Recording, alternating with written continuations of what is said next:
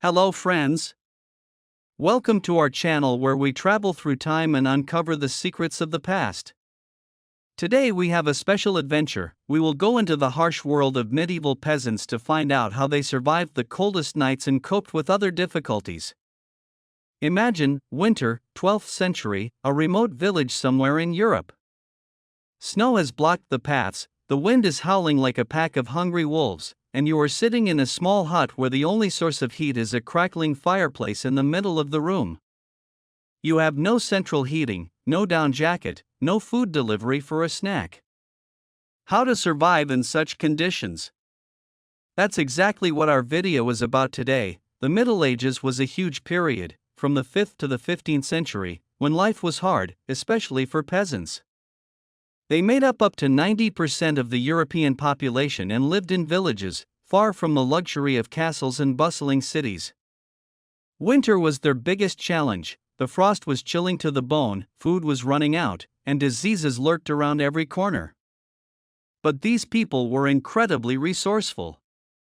They built houses that withstood the cold, prepared food for months in advance, sewed warm clothes, supported each other, and even found ways to have fun to get through the long winter nights. Let's look at how they did it. First, housing. How were houses built and kept warm when the thermometer, if it existed, would show -20?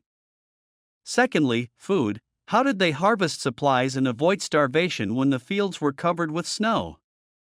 Thirdly, clothes. What did you wear to keep warm without modern jackets? Fourth, the community. How did neighbors and family help to survive in difficult times? And finally, entertainment. How did they cheer themselves up when a blizzard was raging outside the window?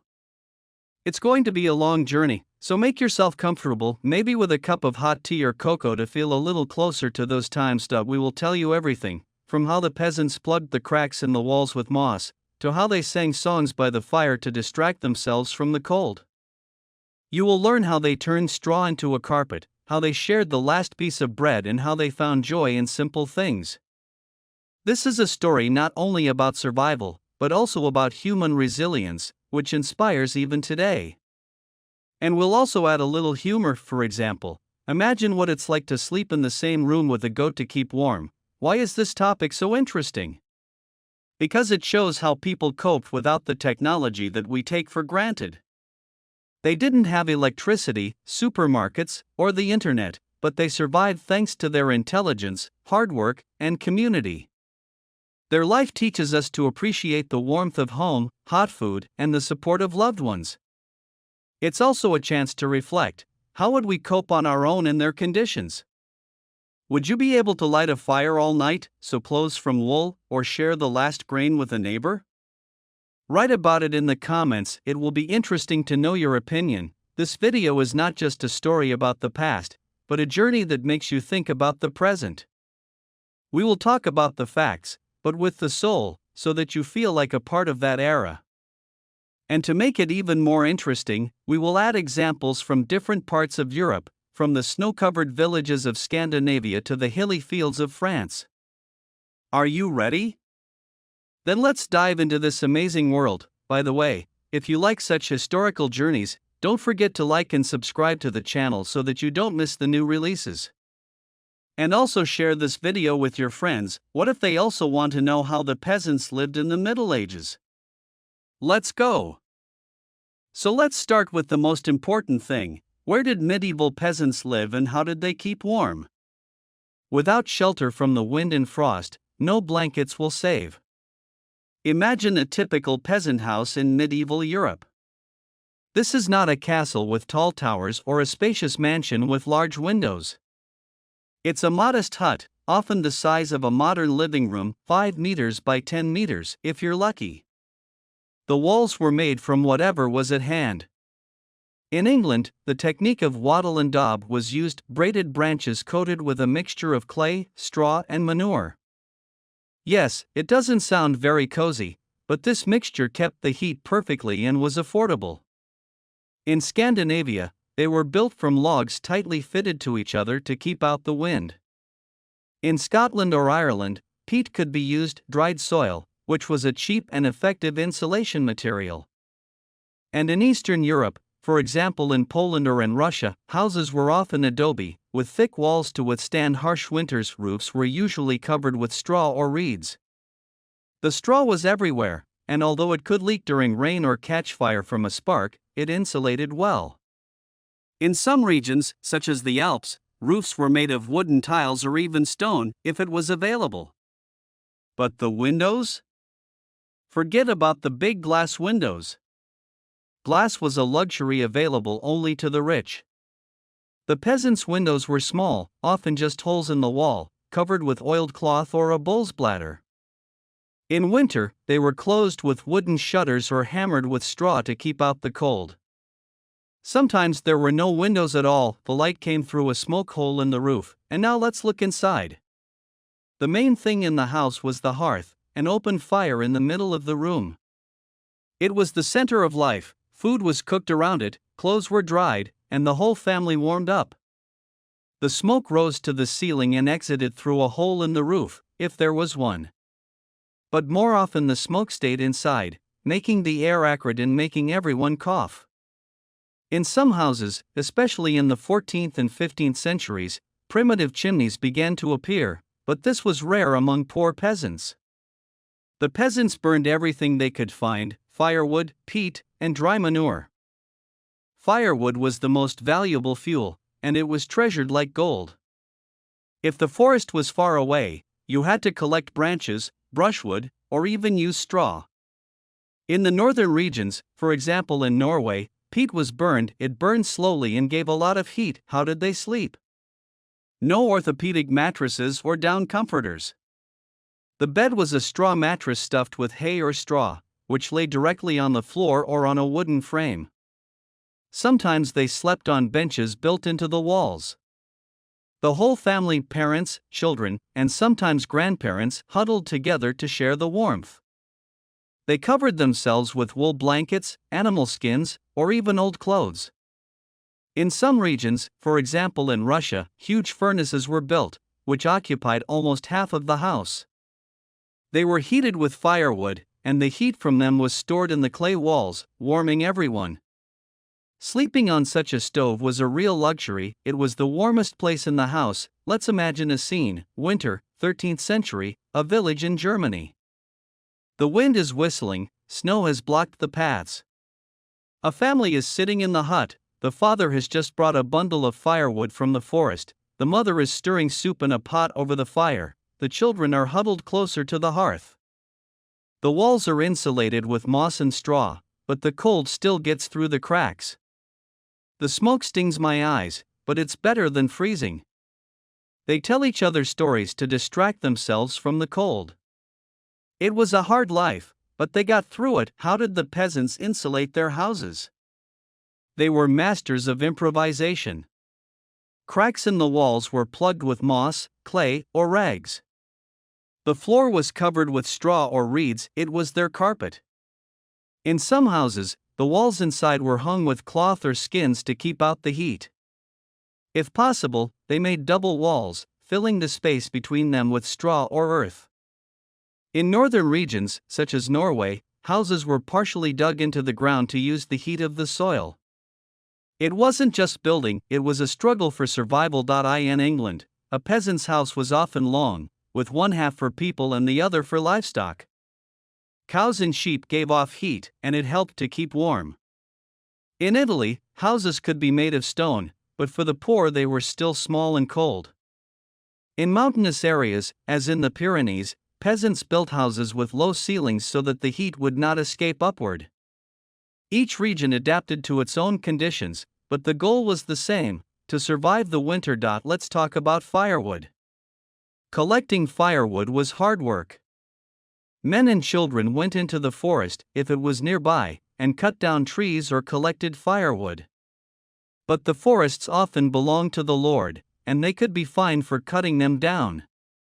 In some villages, the peasants negotiated with the Lord to get permission to collect firewood, or paid a portion of the harvest for it. If there was not enough firewood, they burned everything they could: straw, dry grass, even animal bones. In the chronicles of the 14th century, there are records of families who dismantled old fences or furniture to keep the fire going. This shows how important warmth was. What if the house was damaged? The renovation was difficult in winter. If the roof leaked or the wall collapsed, it had to be patched up with improvised means. An English chronicle tells how a village in Yorkshire survived a storm when the roofs of several houses were blown away by the wind. Residents gathered together to help each other, some brought straw, others repaired the walls. It was an example of how the community saved families from the cold. Of fires were another problem. Thatched roofs and open hearths made houses vulnerable. Fires could destroy entire streets and cities, but they were also a disaster in villages.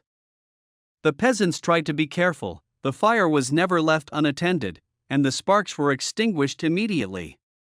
But if there was a fire, the whole village would put it out, because the fire could spread to neighboring houses. In some regions, such as Germany, stone hearths have begun to be built to reduce the risk. What about comfort? Today we think of the house as a place of comfort, with soft sofas and warm light.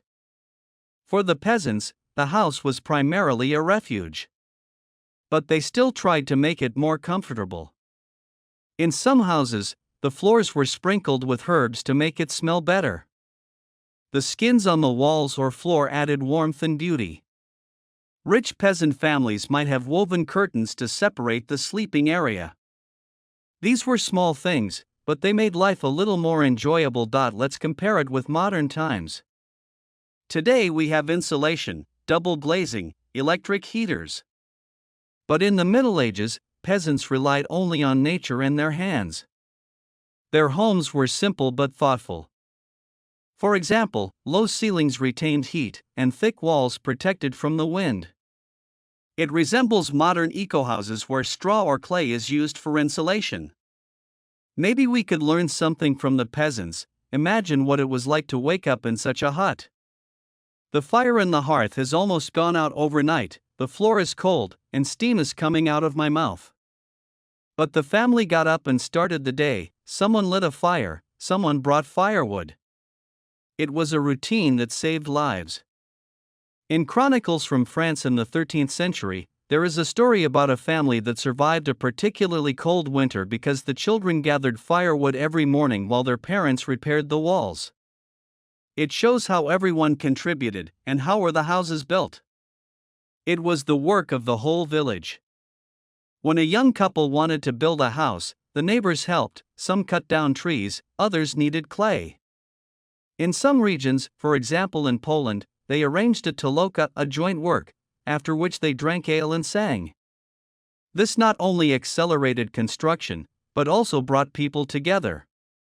One chronicle from Norway tells how a village built a house for a widow in one day so that she would not freeze in winter.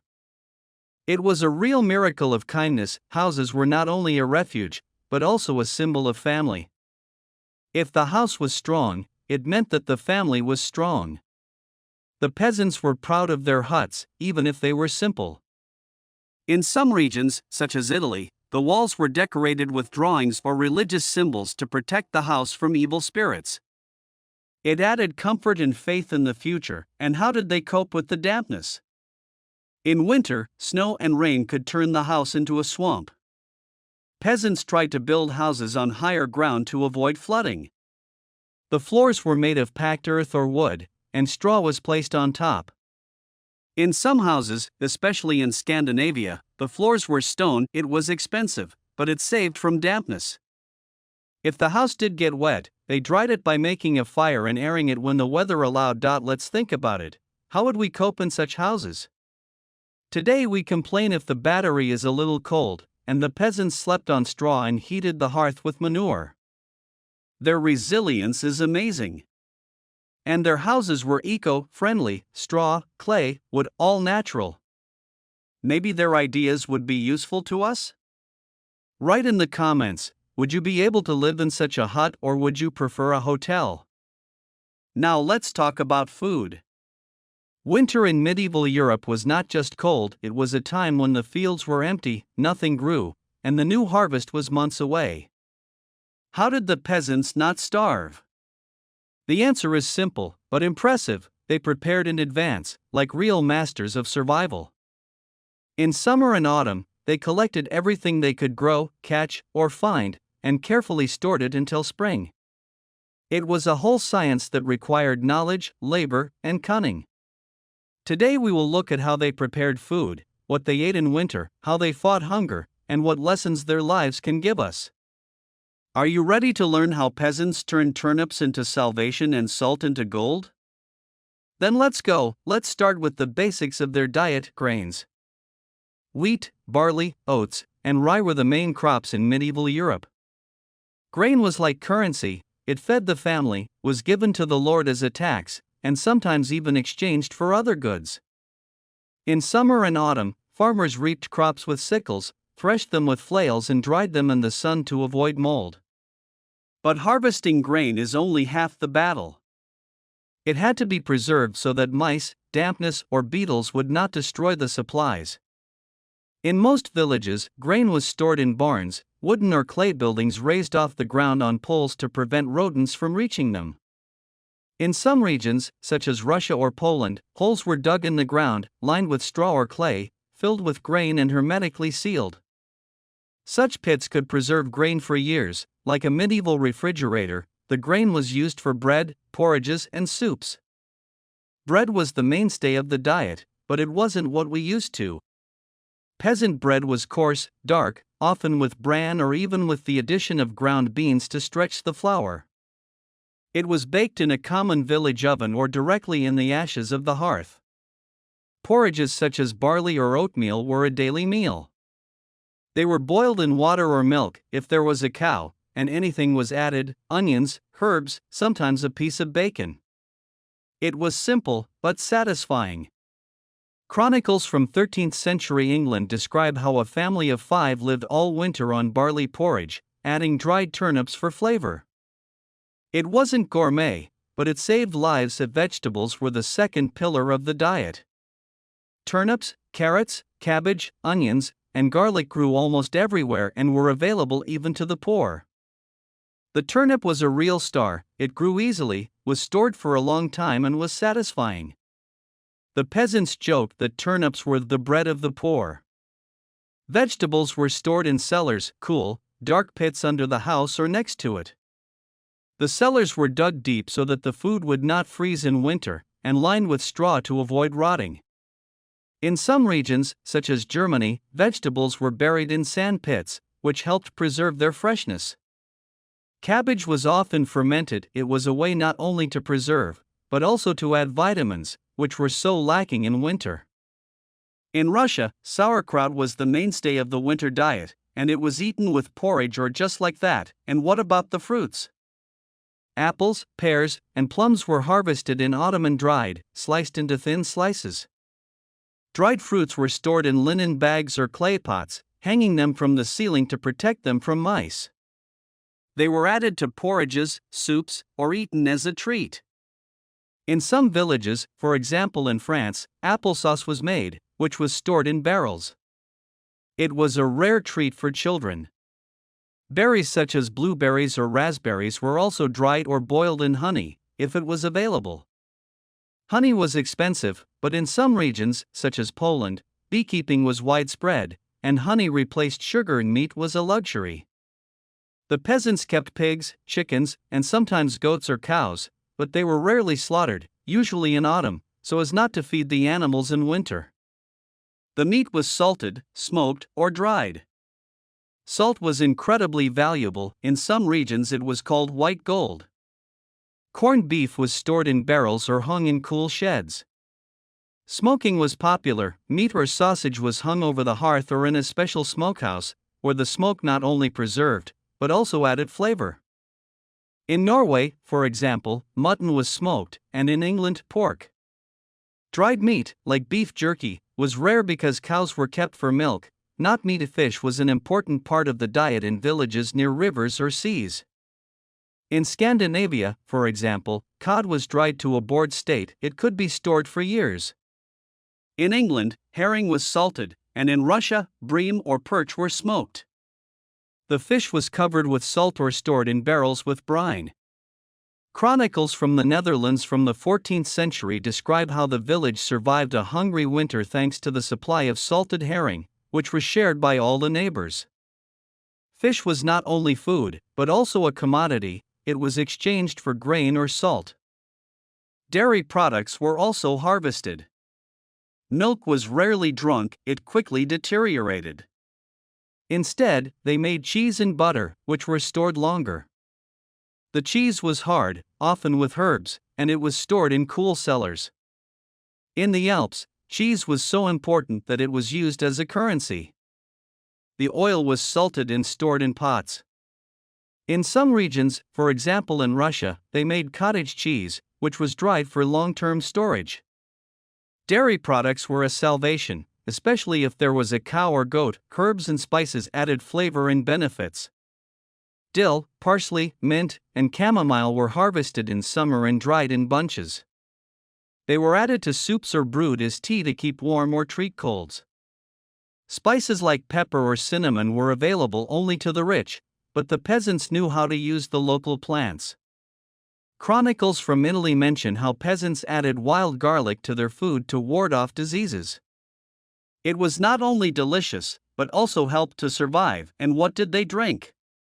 The water often froze or was dirty, so the peasants drank ale, a weak beer brewed at home. The ale was safe, high-calorie and warming. It was made from barley, water and yeast, sometimes adding herbs. In some regions, for example in England, ale was brewed by the whole village, and this was an event. Mead made from honey was rare, but popular on holidays. In Scandinavia they drank kvass, and in Russia they drank herbal infusions. Drinks were not just thirst-quenching, but a part of survival. The basis of the winter diet was pottage, a thick soup made from grains, beans, vegetables, and, if you're lucky, a piece of bacon. It was boiled in a large pot over the hearth, and it could stand for days until it ran out. Chronicles from 13th century France describe how a family ate turnip, barley, and dried onion pottage all winter, adding herbs for variety. It was not a restaurant dish, but it saved from hunger if famine was a real threat. A bad harvest, a long winter, or raids could leave the village without food. In such times, the peasants shared with each other. If the supplies ran out, they ate anything: tree bark, grass, even clay. In 14th century chronicles from Germany, there are stories of villages where people dug up last year's roots or caught crows to survive. But usually they were ready. They kept chickens for eggs, goats for milk, and picked mushrooms and berries if the weather allowed. How did they plan the supplies? It was a whole strategy. In the fall, the family calculated how much grain, vegetables, and meat they needed for the winter. On average, an adult needed about a kilogram of food per day, including bread, porridge, and vegetables. A family of 5 had to harvest about a ton of grain and vegetables for 3 months of winter. The chronicles from England describe how the peasants divided the barn into parts, one for the family, another for the lord, and the third for sowing. It required discipline and precision. What if the food was spoiling? The peasants struggled with mold and rot. The grain was ventilated, the vegetables were sorted, and the meat was tested for odor. If something started to spoil, it was boiled in soup so that it would not be lost. In some villages, such as Norway, meat was frozen outside, using the cold as a natural refrigerator. It was ingeniously simple. Let's imagine, you are in a peasant's hut, by the hearth. The mother puts a bowl of turnips, a little barley, and a pinch of dried onions on the table. It's not a restaurant, but it saves a life. There is a jug of ale nearby, and in the corner is a bag of dried apples for the children. This was their world, where every spoonful of food was a victory. The next time you eat soup, remember how it helped people hundreds of years ago. The regional differences were huge. In Scandinavia, they ate a lot of fish and dried meat because there was little grain. In Italy, olive oil and herbs were added, if any. In Russia, they leavened everything they could: cabbage, cucumbers, mushrooms. In England, they loved beans and peas, which were boiled in thick soup. These differences show how the peasants adapted to their land, and how did they cope with the lack of vitamins. In winter, without fresh fruits and vegetables, people suffered from scurvy and weakness. The peasants intuitively found solutions: sauerkraut, dried berries, herbal teas. Chronicles from Scotland mention how peasants chewed dried rose hips to strengthen the blood. It was primitive, but it worked. Cooking was also an art. The hearth was the only source of fire, and everything from bread to soup was cooked on it. The women knew how to regulate the heat by adding firewood or removing coals. In some houses, for example in Germany, there were clay pots with lids that were placed in the ashes for slow stewing. It was like a medieval slow cooker. The chronicles from France describe how a mother cooked pottage all night so that the family would have a hot meal in the morning. It was not only delicious, but also saved firewood. And how did the children help? They were picking berries, mushrooms, herbs, and vegetables. Chronicles from Poland tell how children in a village found wild honey in the forest and brought it home, saving a family from starvation. It shows how everyone contributed. Let's compare it with modern times. Today we go to the supermarket, where the shelves are full of food. We have refrigerators, cans, and a freezer. But the peasants relied only on nature and their hands. Their methods, salting, smoking, drying, are still used in cooking. Maybe their planning skills would be useful to us? Write in the comments. Would you be able to prepare food for the whole winter, or would you prefer to order delivery? Now let's look at how medieval peasants escaped the cold without modern down jackets, thermal underwear, and heaters. Winter in Europe in the 12th or 13th century could be merciless: frosts up to -20, biting winds, and sometimes a blizzard from which you cannot hide. And yet the peasants survived by wrapping themselves in clothes that they sewed themselves from simple but thoughtful materials. Today we will talk about what they dressed in, how they created fabrics, why wool was their best friend, and how clothes became not only a protection, but also a symbol of life. Are you ready to learn how peasants turned sheep's wool into salvation and stuffed their shoes with straw? Then let's go. Let's start with the main thing. In the Middle Ages, clothes were not a fashion accessory, but a matter of survival. The peasants couldn't go to the store and buy a jacket. They did everything themselves, from growing flax to shearing sheep. The main materials were wool, linen, and, less often, leather. Wool was the queen of fabrics. It was warm, durable, repelled moisture, and was available if you had sheep. Flax was used for undergarments because it was light and breathable, but less warm. The leather was used for shoes, belts, or gloves, but it was more difficult to process. Cotton? Forget it. It was rare in Europe until the late Middle Ages, and silk and velvet are for lords and kings. What did a typical peasant's clothes look like? The men wore long linen shirts that reached to their knees, and over them a woolen tunic that looked like a sweater. The tunic could be sleeveless or long-sleeved, depending on the weather. Trousers or stockings were worn over the tunic, narrow trousers that were tied to the belt. In winter, a woolen cloak or cape was added, fastened with a brooch or ties. The women wore similar shirts, but longer, almost to the ankles, and over them a wool dress, also long, with wide sleeves. A headscarf or a cap was put on the head to keep warm and protect the hair from dirt. The children dressed as mini versions of adults, but their clothes were often made from their parents' old clothes. In winter, the main rule was layers. The peasants knew that several layers of clothing are better than one thick thing. For example, a man could wear a linen shirt, a woolen tunic, a second warmer tunic, and a cloak. Women added woolen skirts or capes. Chronicles from 13th century England describe how peasants in Yorkshire wore 3 layers of wool to go out into the fields in winter. It was like a medieval bow, not fashionable, but life-saving. What about the shoes? Leather boots were rare, only well-to-do peasants could afford them. Most wore simple leather shoes made of rough leather, or wooden clogs that protected them from dirt.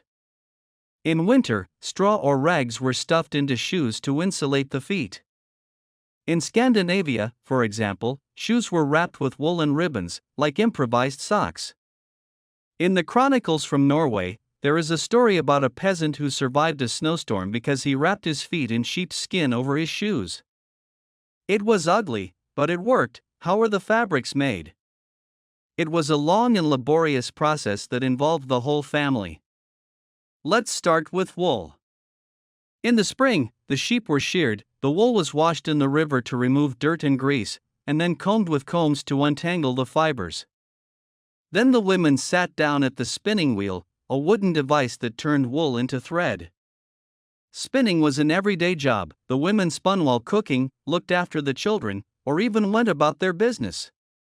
Chronicles from 14th century France mention that a woman could spin about 1 kilogram of wool in a week. It's like a marathon of needlework. When the threads were ready, they were woven on a loom.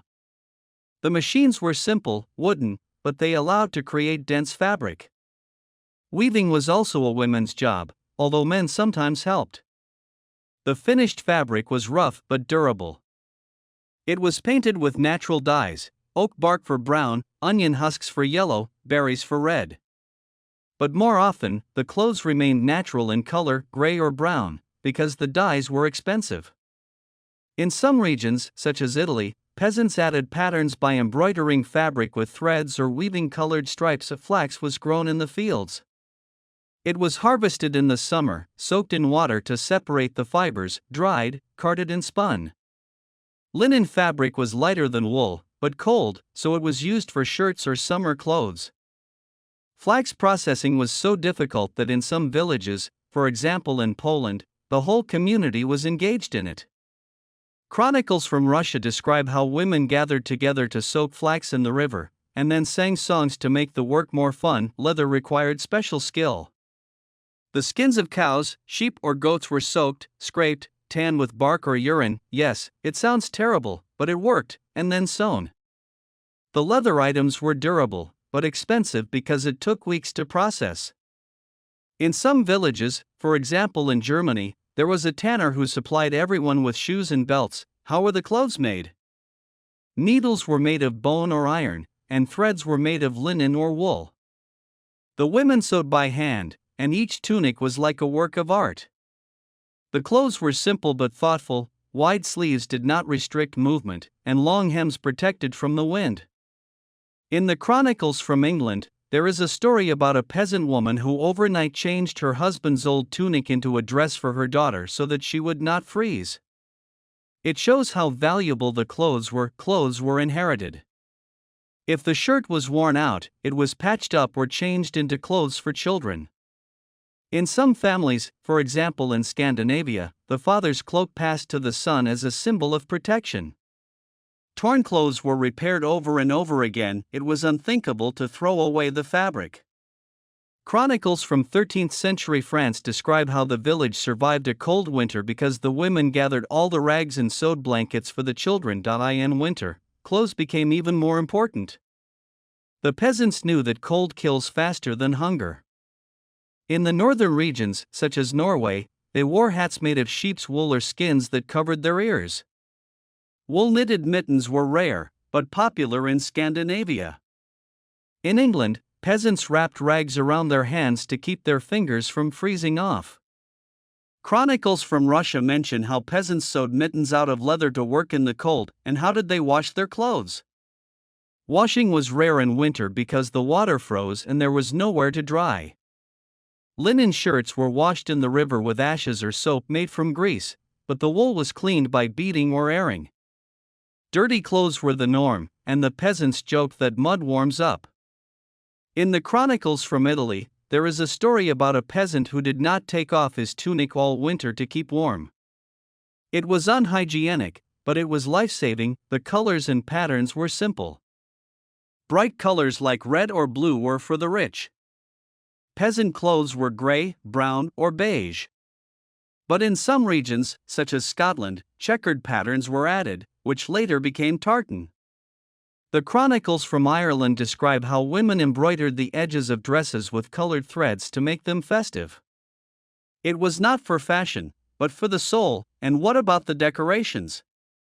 Jewelry was rare, but peasants wore simple brooches made of wood or bone to hold their cloaks together. Women would weave ribbons or flowers into their hair if there was a holiday. The chronicles from Germany mention how a girl wore a ribbon sewn from scraps of cloth for Christmas, and it was considered a luxury. The clothes were not only a protection, but also a symbol. A clean shirt meant that the family was coping. The cloak, sewn from a hide, showed the skill of the hostess. In some villages, for example in France, a new tunic was sewn for a wedding, even if it meant months of work. It was like a sign of a new life. Let's imagine, you're in a peasant's hut, it's winter. You put on a linen shirt, a woolen tunic, a cloak, and shoes with straw. It's not fashionable, but it's warm. You go out into the field, and the wind doesn't chill you to the bone. It was their victory over the cold. The next time you wrap yourself in a jacket, remember how the peasants survived with wool and wit. Regional differences were noticeable. In Scandinavia, clothes were thicker, with fur inserts. In Italy, light tunics were worn, but woolen capes were added in winter. In Russia, they sewed long kaftans that covered the entire body. In England, they loved hoods that protected them from the rain. These differences show how the peasants adapted to the climate, and how did clothes affect your health. Wet clothes could lead to colds or frostbite. The peasants dried things by the hearth, but it was difficult in a cramped hut. The chronicles from Scotland describe how the family survived the winter because the mother dried the children's clothes over the fire every night. It was uncomfortable, but it saved my life. Let's compare it with modern times. Today we have Gore-Tex, fleece, down jackets. But the peasants relied on nature, wool, flax, leather. Their clothes were eco-friendly and reusable. Maybe their ability to repair and reshape would be useful to us? Write in the comments, would you be able to wear a woolen tunic or would you prefer a down jacket? Now let's talk about how medieval peasants did not survive alone, but together. Winter was a harsh ordeal, but no one coped with it alone. The family was the foundation, but beyond it was the village, a community that shared everything from food to warmth. Today we will look at how the peasants supported each other, what role the church played, how social structures worked, and why mutual aid was their main weapon against cold and hunger. Are you ready to find out how the village became one big family? Then let's go. Let's start with the family. In a medieval village, a family wasn't just mom, dad, and kids. They were parents, grandparents, brothers, sisters, sometimes uncles, and aunts, all under one roof. Living together was not only a tradition, but also a survival.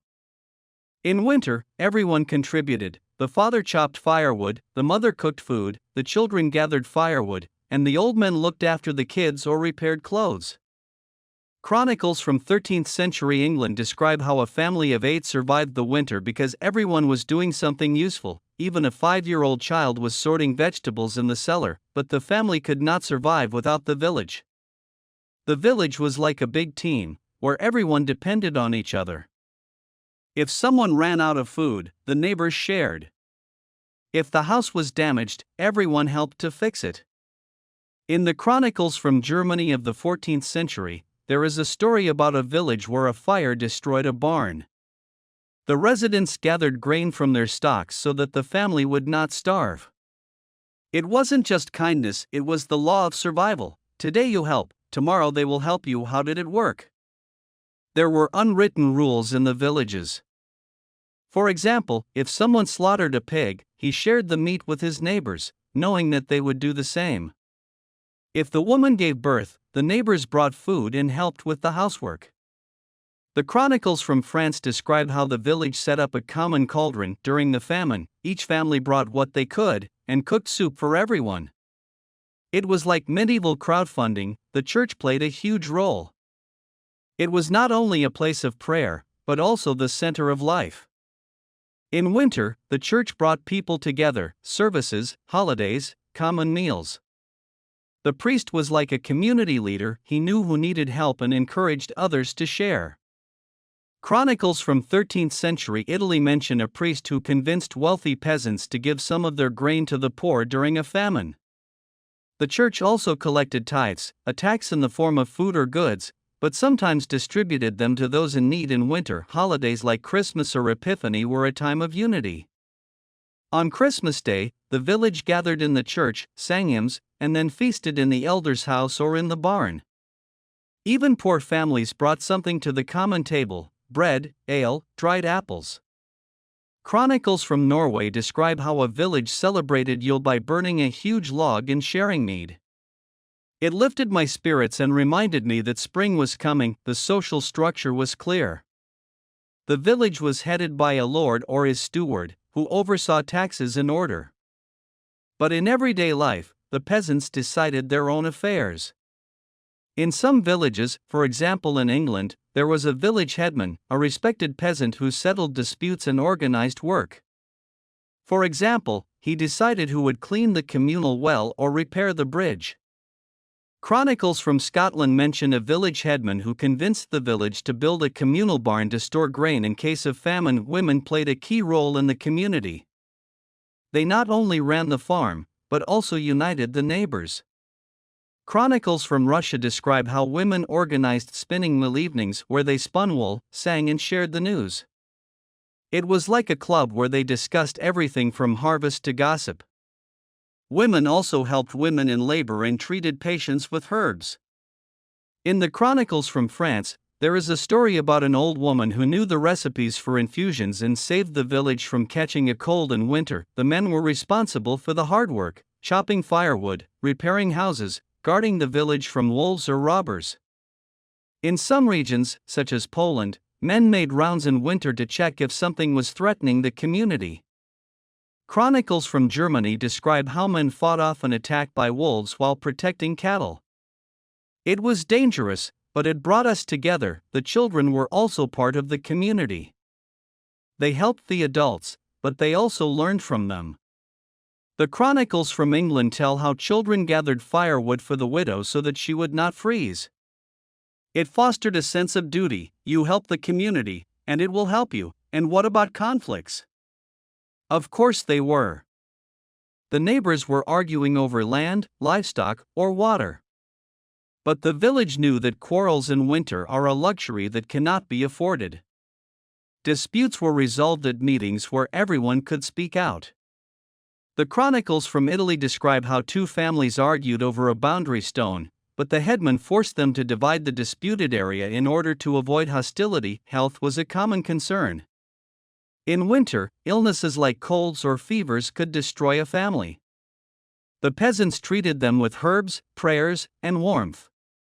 The Chronicles from Scotland mention how the village gathered chamomile and mint to brew tea for the sick.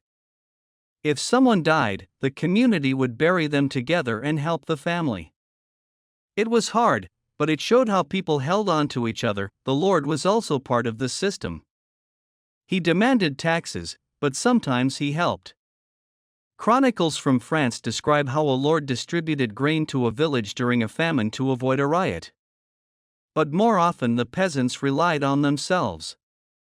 In some villages, for example in Norway, the lord was far away, and the community itself managed the affairs. Let's imagine, you are in the village, winter.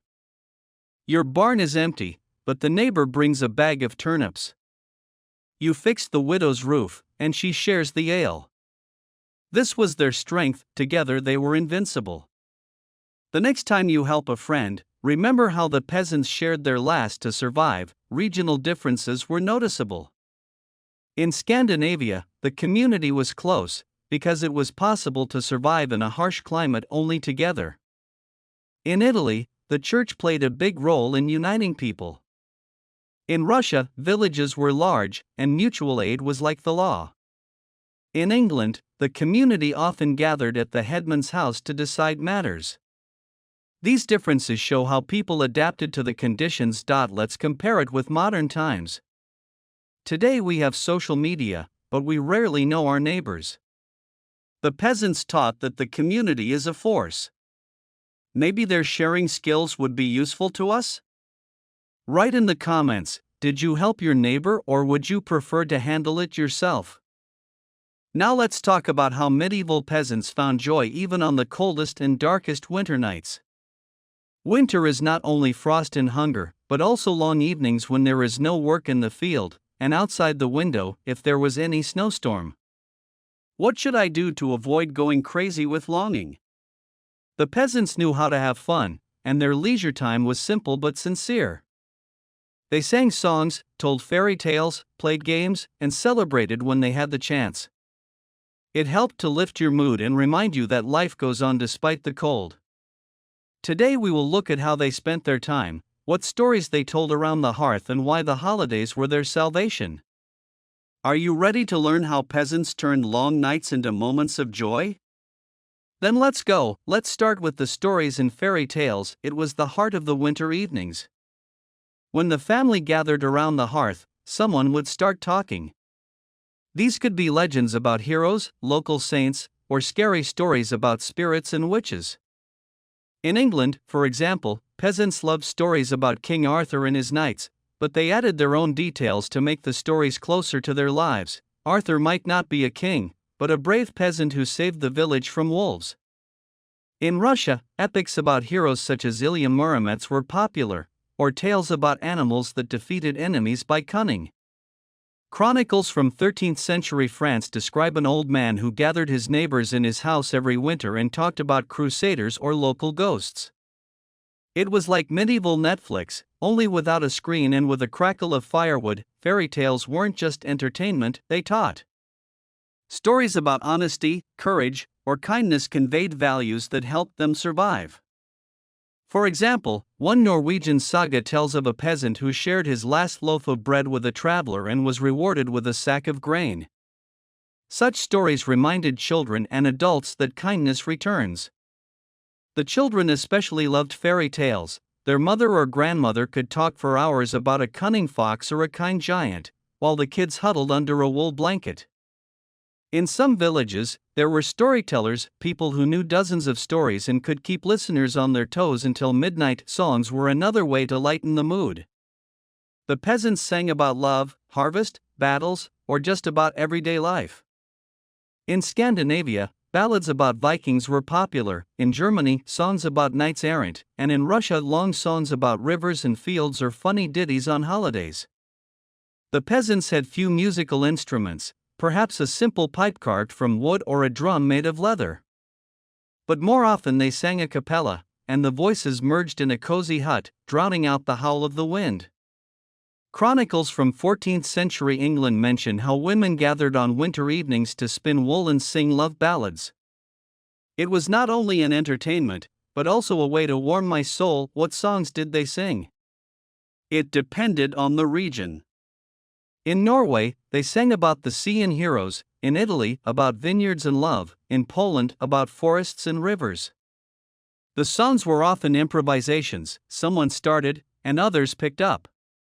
In some villages, for example in Russia, women sang lamentations, sad songs about a hard life, but ended them with hope for spring.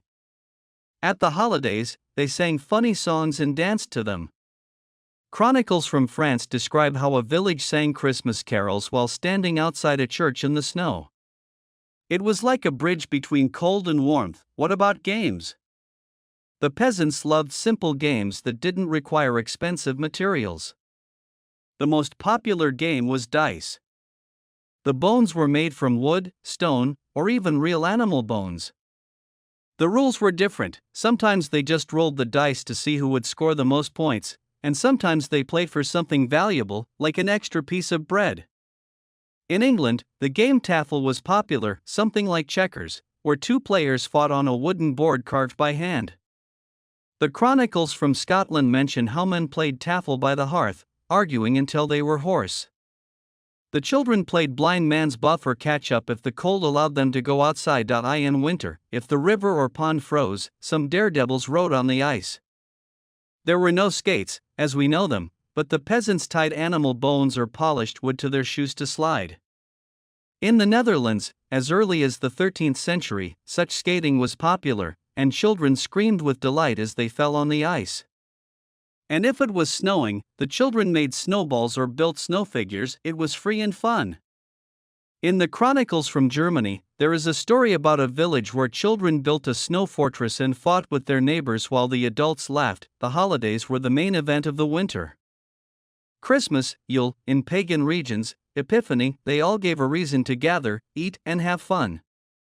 At Christmas, the peasants decorated their houses with branches of spruce or holly, sang hymns, and shared food.